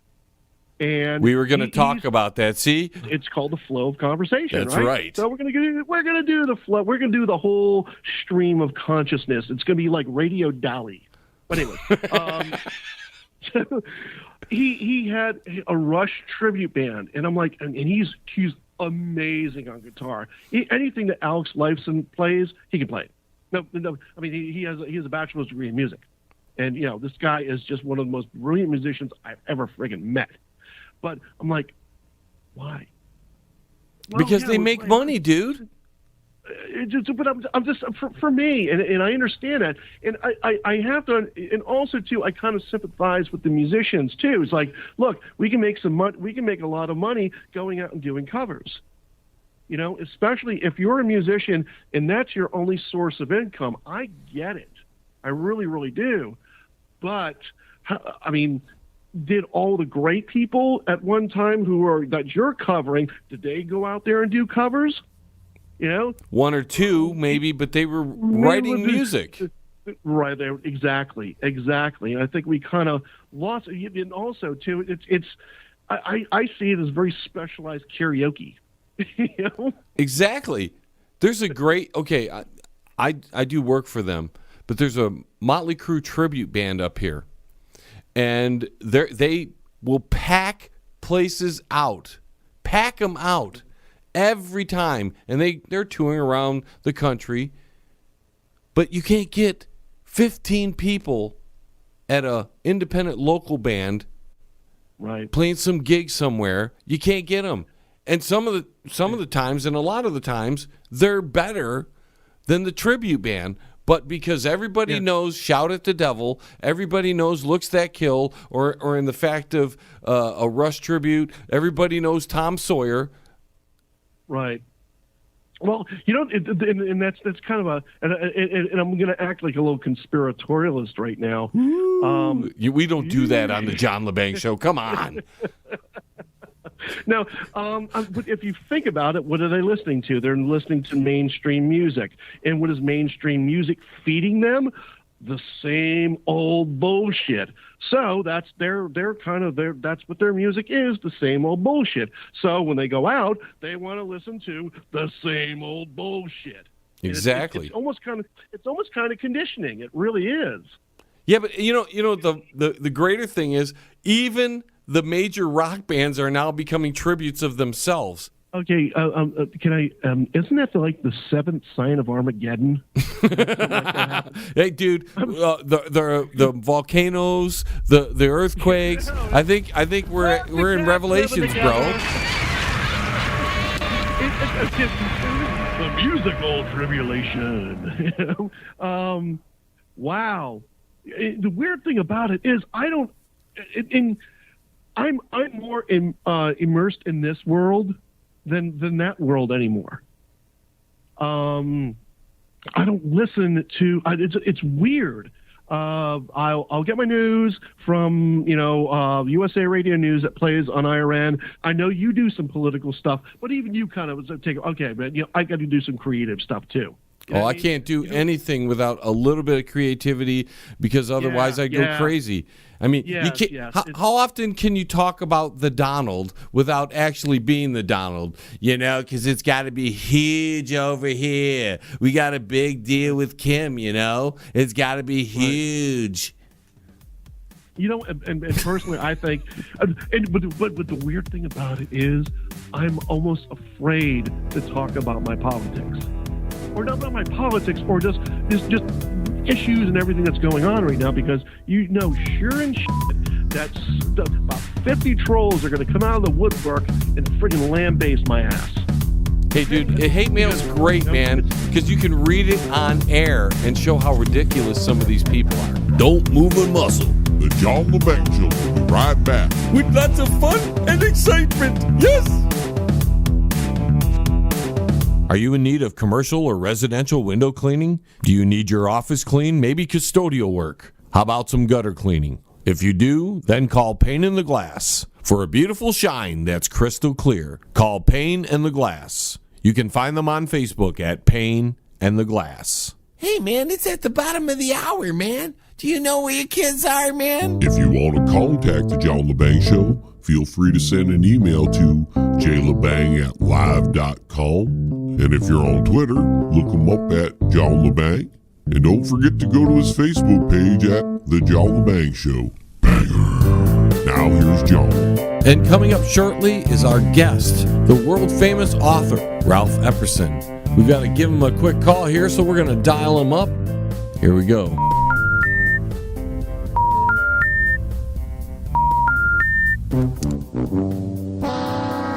Live radio. Gotta love it, huh? Try it again. There he is. Ringing. That's a good sign. Yeah. Hi, Ralph Epperson. Ralph, John LeBang, welcome to my show. Oh, thank you very much. Yes, thank you for inviting me, John. It's a pleasure to talk to you and your listeners. Let me give a quick introduction for those people who may not have heard of you. You're the author of the books The Unseen Hand and A New World Order. They can look you up on the web at www.ralphepperson.com. And you consider yourself a student in the conspiratorial view of history. I actually think you may be the expert. Let's say this, John. I've been doing it for over 50 years. I didn't start out with any intention of doing this. I just stumbled into it way back in 1963 when I was in California working in the Goldwater campaign. People urged me to read revisionist history. And I said, I don't know what that is. I was a college graduate. I didn't know what that was. So I started reading, and 1,100 books later, I now know that I'm right. There is something going on in this world. Well, on behalf of my listeners, thank you for coming on the show. I do every talk show they say we're offering. In fact, can I take a minute of your time? You're more than welcome to talk about whatever you want, Ralph. Let me tell you a story. I don't travel anymore because I'm getting too old and I can't sit in an airplane for 4 hours, and so I don't go anywhere. I can't drive even. So I'm getting old, and I'm still working. I just produced a new DVD for an hour, and it took a lot of time, but it's very well done, I believe. Anyway, let me tell you my story. I was asked to speak in some city near Pittsburgh. And it wasn't in Pittsburgh, it was suburban. A guy invited his friends and the other patrons. There were probably 50 of them there. So he paid for my ticket, and I got a hotel. So I went there, and a couple of days before I left, he said, listen, would you be willing to do a talk show while you're here? I said, tell me when. Book it. He said, well, I want to warn you, this guy doesn't believe us. I said, wait a minute. You're telling me? He says he won't even let us talk about it. And he's our local talk show host. Well, it's actually in a city that reached, like it's Cleveland. He's in Cleveland, but it reaches this little suburb of Pittsburgh, wherever it is. So they're able to listen to it. So they call in, talk about conspiracy, clang, goes to the phone. So I said, book it. I'll go there if I have to crawl. I'll hike. Tell him if he'll agree to it, let's do it. So he said. So as we're driving, he said, I want to warn you, he won't take your call. He doesn't want to talk to us. I said, okay. He's agreed to this. So I went there, and the two of us walked into the radio station, and I gave the lady my card and said, I'm here to do the talk. So yes, thank you. I'll notify. And so a few minutes later, the young host, probably I would guess early 30s, came out. Young man, very clean, nice-looking young man. He said, how you want, as we're walking by, how are you going to handle this? I said, well, let's sit down. We got a couple of minutes. I'll show you. I said, I want to be honest with you. I'm going to call him Jim. Jim, the people that brought me here to lecture told me that you won't listen to people like me who believe in this. So I said, but I'll be happy to show you. I'm going to show you right now the literature. And when I'm through, you're going to have to admit we're right. How are you going to do that? I said, sit back and wait. So, hi there, Ralph Epperson. You're from Tucson. Tell me about. So yes, I'm here. So I said, I want to talk about conspiracies, and I'm going to prove to you right now on the air. And when I'm through, you're going to admit. You'll have to admit that I'm right. And we'll do it in half an hour. So I had my books with me. So I had a copy of Bill Clinton's book called Putting People First, written in 1992, whenever it was written. So it's published by him. It's him and Al Gore putting people. We wrote the book to get people to read it so they'll vote for us. So he quotes the entire speech he gave when he accepted the nomination at the Democratic Convention. And it's word for word a transcript of that speech. I've got it on tape, but I did not listen to it, but within hours after he spoke, I must have had a dozen phone calls. Did you hear what he just said? I said, who? Bill Clinton, what did he say? He said there's a conspiracy. He said, what? So I checked it out, and sure enough, he did. Here's what he did. So I asked him, I had the book in my hands, and I said, he's become my expert witness. I said, what's the name of the book you have? It's called Putting People First. I said, who wrote it? Bill Clinton. When did he write it? Flip, flip, flip. I'm going to make it up. 1992. Flip, flip, flip. I said, okay, go to page 230, 217. Flip, flip, flip, flip. What's on page 217? He said it's called a speech at the Democratic Convention, so-and-so night, other so-and-so night. And it's his acceptance speech. And I said, did that become public? Yeah, everybody watched it because that's all that was on TV. And all three channels had it. It was 92, whatever it was. We didn't have cable, so everybody watched him say this. I said, okay, now flip to page 231 and read the underlined. And that's where Bill Clinton admitted that Dr. Quigley got him into politics. And I said to myself, I said to him, who's Dr. Quigley? I have no idea. But he said, John Kennedy and Dr. Quigley. I said, first of all, who's John Kennedy? Well, he's President Kennedy. I said, did you know that he met him? And I said, yes, there's a photo. I said, there's a photograph to convince us that he met John Kennedy in person. He's shaking his hand. So I said, that's part of the reason why. But who's Dr. Quigley? I don't have any idea. So then I handed him my copy of the book, Tragedy and Hope. I said, what do you have in your hands now? I've got the book Tragedy and Hope. I said, who wrote it? Flip it open to the back page of the what's it called? The book cover, dust cover. I said, read what it says. Dr. Carl Quigley is a professor at so-and-so, Georgetown University, so-and-so, and a graduate PhD at Harvard and Princeton. I said, okay. Now, do you know where Bill Clinton went to college? No, I said I said he went to Georgetown. Now go back to the quote, page 231, and read what it says. And I said, I want to paraphrase. I want to thank John Kennedy and Dr. Craig Quigley for getting me into politics. He said Dr. Carl Quigley of Georgetown University. So that's what he said. Clinton said it with his own mouth. So I said, okay, now, do you believe that Clinton read the book? And I said, you could read that on the back of the cover. I gave you the copy of the alumni magazine for Georgetown, and there's an article about the 25 years after 68 or where it was Clinton went there, and there's a picture of Clinton with a bunch of his students there standing, smiling, everything else. So it's 25 years, and it said Dr. Quigley's book was required reading. So we know that Bill Clinton read this book. I said, okay, now open it up to page 950 and read what's underlined. So he talked. And there is an organized conspiracy at work in the world. I said, what? What did Bill Clinton just say? Said Quigley. I said, keep reading. And it does this, and it does this, and it does that. And I said, what does that mean? Does Bill Clinton believe in a conspiracy? Clinton had to because he praised him. That means he accepted. Would you say that he accepted what Quigley taught him? Yes. Yep. That's what he did. That's why I praised him. I said, if I was giving that speech, I would have said, I took a class in Georgetown University by Dr. Carl Quigley, and he convinced me there was a conspiracy, and I'm out here to expose it. Did Clinton try to expose the conspiracy? No. So I said, read page so-and-so, page so-and-so, page so-and-so. Now, he's reading the book in his hands. There's an organized conspiracy. Quigley taught Bill Clinton. Now, I said, did Clinton praise Quigley or chastise him? No, he praised him. What does that mean? He believed in what he said. Does that mean that Clinton means there's a conspiracy? Well, I guess so. I said, thank you very much. Now, start taking calls. I had him. The books by Quigley and by Clinton in his own hands. He's never done that. He has no idea. He didn't even know who Quigley was. Nope, many people knew. So then I said, I got through with the program, and he thanked me very much. I walked out the door, and as we're driving back, he said, boy, you did a great job. I said, well, thank you very much. I did what had to be done, and notice he was my expert. He's on trial. He's the expert. I'm asking him questions to answer the question from the evidence he's got in his hands. He said, a couple of weeks later, he called me back and said, I want you to know. Suddenly, he's taking our phone calls. But see, once again, I'm doing that with Darwin. I'm reading his own book. In my DVD, I give you the page number.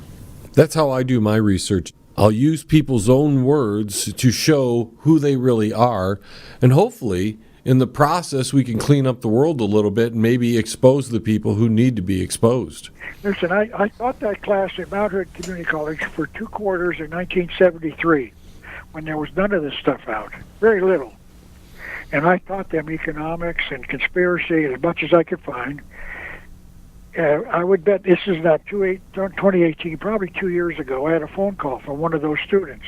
That was 1970. That's 27 and 16. That's 40-some years later. He called me and said, "Hi, Ralph. Boy, am I surprised. I'm pleased that you're still alive." I said, "Yeah, I'm indeed." He said, "Who's this?"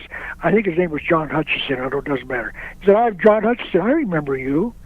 John Hutchison and about 6 of the other students, only had 17, paid for the class.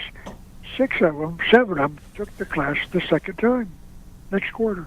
Why would they do that? The dean, I'll end with this. The dean called me in to his office after about 3 months or so. Or a couple of months, because it was a 3-month class. He said, "I want to show you something." He said, he handed me he sent out a form letter anonymously. I want to talk about Ralph Epperson, your teacher. And number one, was he always prepared? Was he sarcastic? Did he pray, make you angry? Did he argue with you to call you fools? And they wrote down, and give us a summary of what you think. Some of the students said, "This class should be taught to everybody at Mount Hood Community College. This guy," and this is what really pleased me, he said, "This guy's got the ability to take complex subjects and make them simple. Isn't that what education is?" Mm-hmm. That's what it should be. What's wrong with that? That's what we're supposed to be doing. I went to college and I couldn't understand the guy. He's speaking English for that's Greek to me. That's not education. That's indoctrination. I don't even know what he said.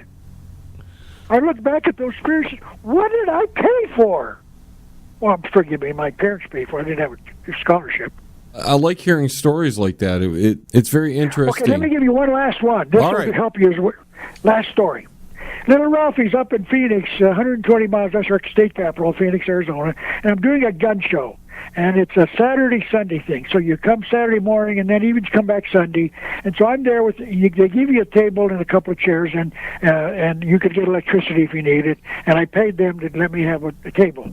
So I'm one of 100 or so. But people are walking by, so I had a big sign saying, "A conspiracy wants your guns." And I thought, boy, these people, if anybody don't want to know about that. They know that it's true, but let me document it. I had books on my table. So I decided it ends at 4 o'clock. They shut it down at 4 o'clock. So other tables, guys, are closing down at 2 or 3 because it's slow. I said, "No, it's not slow. I'm going to wait." And then even the people who are closing down have to walk by my table. I'm staying until 4 o'clock, and then I'm going to shut down. So it was kind of slow, and a young college student, I'm guessing late 20s, so he might have been a Vietnam veteran because he had a backpack on, and he wore the typical jeans and T-shirts, whatever it was. So he walked by. Now, I'm not a huckster. "Hey, listen to me. Stop right here. I got this book you got to read." I don't do that. I got my table, and I'm standing there, and I'm friendly looking. I'm not going to bite their heads off. I don't huckster it. I just let them pass by. If they show an interest, then I'm happy to talk to them. So he walked by, and as he did, he browsed at my table. He saw me and then looked at my table because there was probably no tables around me. Maybe a couple, but he walked past me, and then he stopped and turned around and said, "Did you write that book?" I said, "Which one?" He said, "That black one." I said, "Yes, The Unseen Head." He said, "Listen to this now. I am within 1/2 of a semester of getting my master's degree in history." And he said, "I want you to know, I read your book, and I learned more about my field of history in your book than I've learned in 18 years of education." He should have gave you a paycheck. You betcha. I said, "Listen," I said, "I don't know you, young man, but I want to tell you I wrote the book for you because you're not being taught the truth." And he thanked me and walked away. That's enough to float your boat, isn't it? You believe him saying that? He meant it sincerely. Why wouldn't he? He would say, "Listen, I read it. It was trash." He didn't say that. The first time I heard you was on William Cooper's broadcast. It was a replay years ago when I was searching for knowledge on the history of the world that I didn't know. So it was people like William Cooper and yourself and others that I used to educate myself in those fields. And through everything you and William and everybody taught me, how to research these things and how to document properly so that you have some credibility. And then when I was with Robert Bruce, who had the show Waking Up the Masses on Truth Frequency Radio, the 6 months I was there, you made a couple appearances on the show, and I sat there and listened and learned and then researched myself to find out what you were telling me is true. The way you put things across are elegant but simple. So the person who is craving this knowledge learns something, grows from it, expands their own comprehension of reality. I just got this DVD finished yesterday. In fact, I picked it up this morning. The guy made a copy for me. His computer knows far more than I do. So I cut it on my computer, put it on a disc, and I now got the disc to make copies so I can get it out. I'm going to get it out and put it. I have a guy that put it up on the internet as soon as I can. And that'll be available at ralphepperson.com, right? No, it will be. Please, I'm a computer novice. I know how to make DVDs, but even then, they're simple. I don't hire crews, spend $10,000 and then get back $3,000 in sales. I say I'll do it the cheapest way I can. I write these, I produce them, and then I narrate them. So I do that. They're DVDs. I do everything myself. My own files, my own records, everything. The internet, as you just pointed out, is a brilliant thing for me. God, I can get pictures and quotes and things, take it off of the internet and show a picture of the guy and the book and everything else. So I just do it all myself. But I don't know if you remember, Bill Cooper said on the air during the time, I stunned him. When he called me, he said, "I want you to come up and do 5 programs." I said, Bill, I'll be happy, because he was a couple hundred miles away. It took like 4 or 5 hours to get there. So I got there, and we did it over 3 days. But during the program, he said, he was shocked. He said, you did all of this without me, meaning I did not teach you these things. You did this on your own. I said, Bill, I don't even listen. I've tried to listen to you on the. I did try to listen, but we couldn't get his shortwave radio in Tucson. It was a bunch of static, and it's hard to listen. It fades out. So anyway, he stunned him. Ralph, I know you have to leave, so I just wanted to thank you for joining us and giving us a couple stories tonight. We'll talk to you soon, okay? Thank you very much. That was Ralph Epperson, author of the book The Unseen Hand and A New World Order. Smoke 'em if you got 'em. Because the John LeBang Show will be right back after this. That's guaranteed. Yes.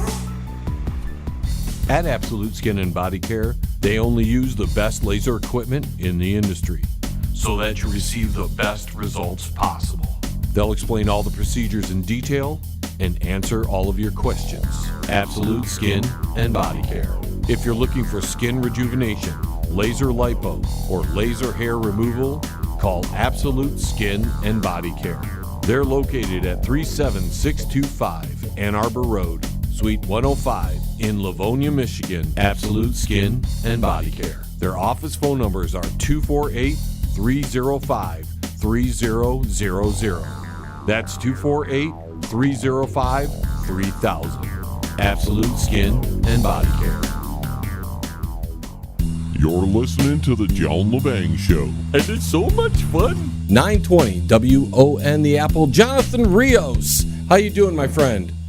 Buddy, great to talk with you again. Thank you for having me on the show. How you doing, my friend? Well, you had technical difficulties, and I just had some testicle difficulties, my friend. I'm telling you. Yeah, we're going to need blue pills after this.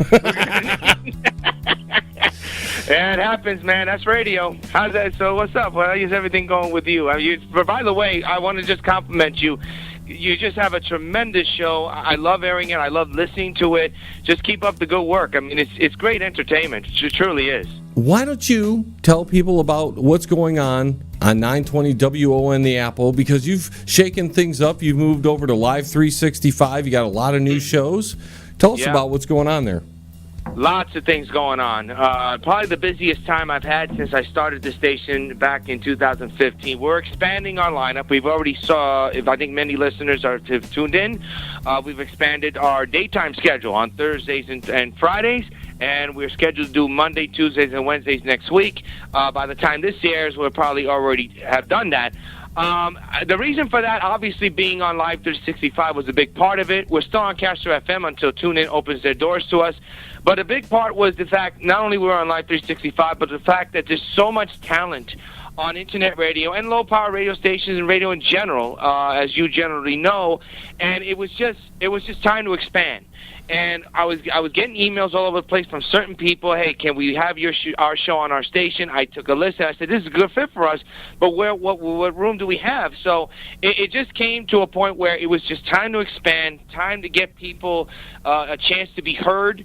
And I think the fact that we're doing much better on Live 365 was the turning point for me. But it was just time to expand. There's just too much talent that should be heard, yet it's not. So the perfect platform is for us, and I'm very proud of everybody who helped get this expansion together. Really am. Now you have 6 shows of your own that you produce. Yes, I'm surprised I'm not dead now. Honestly, I mean, you talk about. I mean, first of all, I mean, the big one of all, obviously, is One Nostalgic Weekend. It airs on currently 25 stations, possibly more, in the next few days. It's a lot of work. It takes 2 weekends of my time. I do 2 shows on the weekend I produce, and then 2 shows on another weekend, and then send them all in a batch. And it's a lot of work. Obviously, you got to communicate with everybody and stuff. The other shows I do AFT Buzz, which is co-produced, and it was presented. We have a partnership with Arena Football Talk. That's a weekly thing I produce every week. And the other shows I do just occasionally, New York at Night, where I interview people, and you've been part of that. The 13th Man, which focuses on the Buffalo Bills, who are they just suck right now. And then, of course, 2 other old-time radio shows, Fox Hollywood Theater and Nostalgia Theater, which I hope to launch on other stations in just a few weeks. Right now, they're holiday airing only. So, yeah, buddy. I mean, you know how it is. You do 3 shows. 6 is a lot. I mean, I'm surprised. Again, I said I'm surprised I'm talking to you right now, because I'd probably be in the meat wagon being carried for going nuts with all these damn shows I do. But it's tough, man. I mean, you do 3 shows. It's a lot of work. But you keep up your strength by eating pizza, right? Yes, I do. I think I know where you're going here, man. I think I know where you're going. Yeah, I love pizza. There's nothing better than New York pizza, unless it's Domino's. You got to make sure you go to these places that have bags.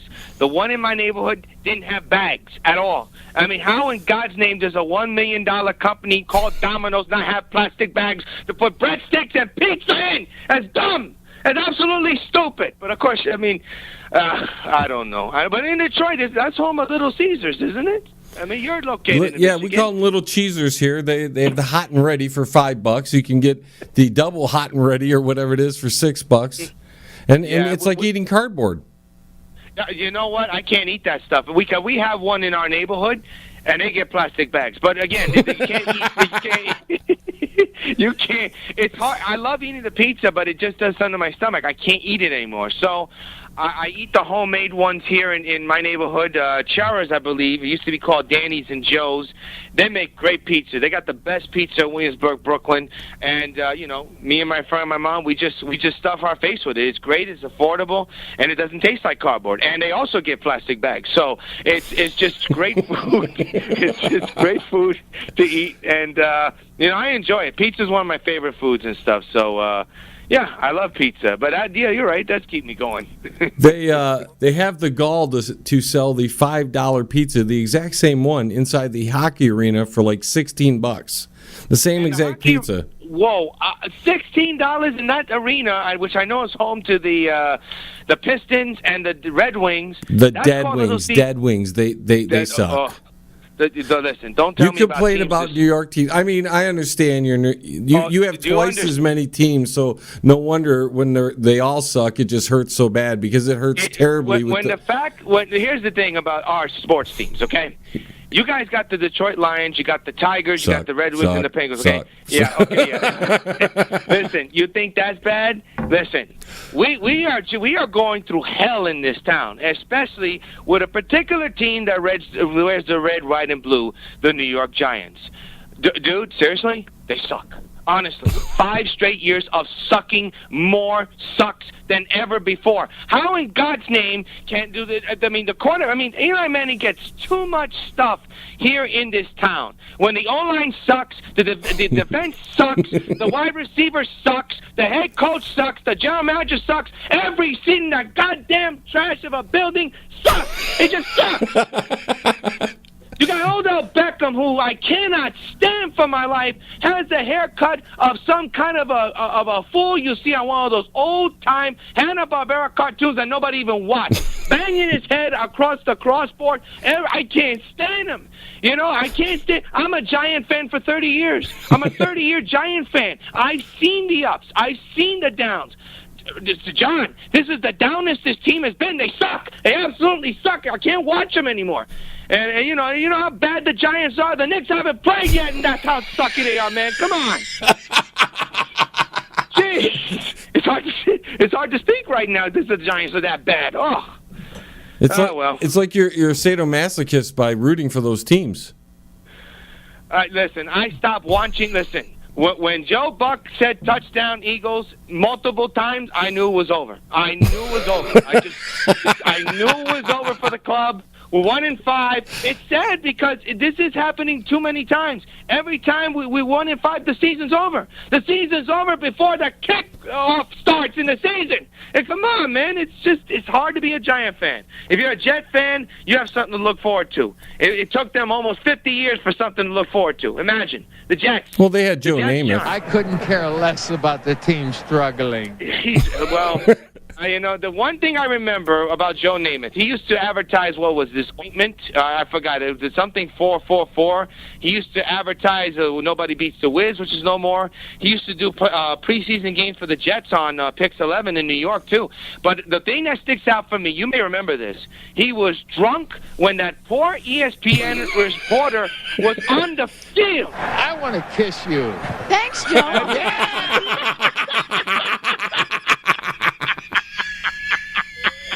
That's the biggest.